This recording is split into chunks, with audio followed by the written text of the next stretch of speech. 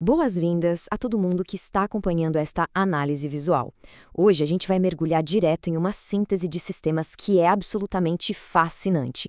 A ideia aqui é conectar três áreas que parecem à primeira vista completamente isoladas, mas que na verdade operam sobre uma mesmíssima lei universal da física. O nosso objetivo é desconstruir toda essa teoria, baseando-se rigorosamente no material de origem, para que o raciocínio de cada etapa fique bem claro. Então, vamos lá! Pensem bem, qual seria a conexão entre a biologia humana, a tecnologia de uma lâmpada de LED e relíquias descritas em textos antigos? A resposta para esse mistério inusitado mora em um paradoxo fundamental. Acontece que a energia pura, a energia em estado bruto, é quase sempre destrutiva para qualquer tipo de receptor. Existe um paralelo estrutural incrível atravessando a biologia, a optoeletrônica e até mesmo a teologia. É como se fosse uma exigência inegociável da natureza para tornar essa energia segura e funcional. E o nosso roteiro de hoje vai passar exatamente por essas 5 etapas. Primeiro, o paradoxo da energia pura. 2, o escudo biológico. 3, a ilusão do LED. 4, o hardware da arca. E, finalmente, vamos juntar as peças e unificar os filtros. Esse salto de uma cirurgia oftalmológica para artefatos de milênios atrás pode até soar meio absurdo no início, mas garanto que a progressão é puramente científica. Começando então pelo ponto 1, que aborda o paradoxo da energia pura e por que a gente precisa tanto de um tradutor. A questão é que o universo inteiro opera sobre uma lei básica de proteção. Sempre que lidamos com energia de alta frequência em sua forma mais pura, essa energia simplesmente não é compatível com a integridade física dos sistemas que tentam receber essa carga. A mecânica do fluxo de energia é simples, mas é uma verdadeira questão de sobrevivência. Tudo começa com a fonte de energia bruta, mas entre ela e o destino final é absolutamente obrigatório passar por um filtro de interface para aí sim chegar a um receptor protegido. Para a vida ou a tecnologia subsistirem, esse tradutor ou atenuador tem que estar ali no meio do caminho. Se tirarem essa peça intermediária, o sistema inteiro entra em colapso. Passando agora para a parte 2, vamos ver isso na prática através do nosso escudo biológico. Olhando para a oftalmologia, a gente percebe que o olho humano não é só uma câmera fotográfica captando imagens. Na realidade, ele funciona como um sistema de segurança radiológica super complexo. Essa divisão de tarefas dentro do olho é um espetáculo da engenharia natural. De um lado, temos a córnea e o cristalino trabalhando juntos como um verdadeiro escudo, como se fosse um óculos de sol embutido. Do outro lado, fica a retina, que é um tecido nervoso extremamente sensível. O trabalho do cristalino é justamente absorver aquela radiação ultravioleta agressiva. Sem ele, os fótons de alta energia simplesmente fritariam a retina. E a prova médica irrefutável de que essa camada é indispensável atende pelo nome de afácia. O material de origem relata que quando pacientes fazem cirurgia de catarata e o cristalino é removido, a mágica do escudo se desfaz.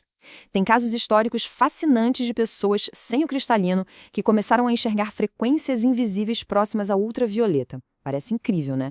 Mas o custo é alto. Essa energia oculta começa a danificar rapidamente o olho. Sem o filtro, o receptor não aguenta. Isso nos leva ao cerne de todo esse mecanismo biológico, que dá para resumir numa frase bem marcante.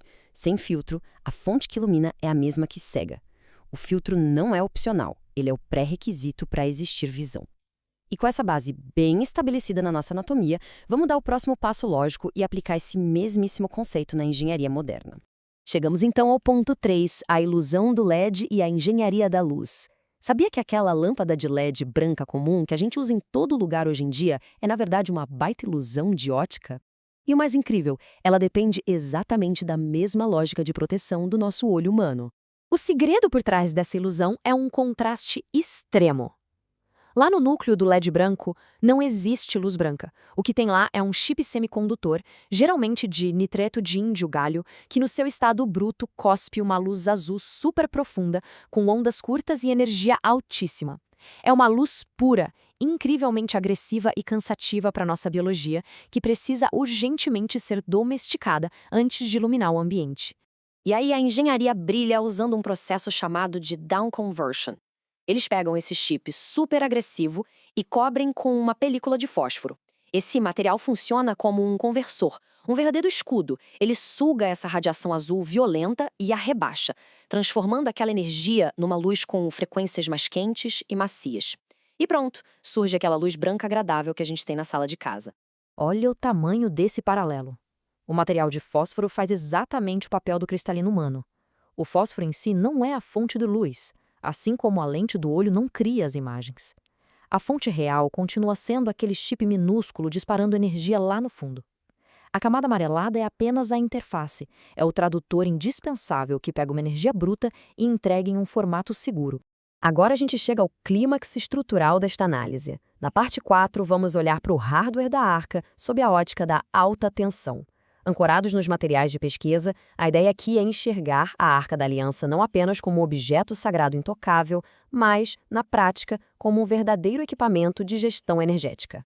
Analisando as especificações técnicas da Arca deixadas nos textos antigos, o que aparece é um projeto de engenharia muito específico.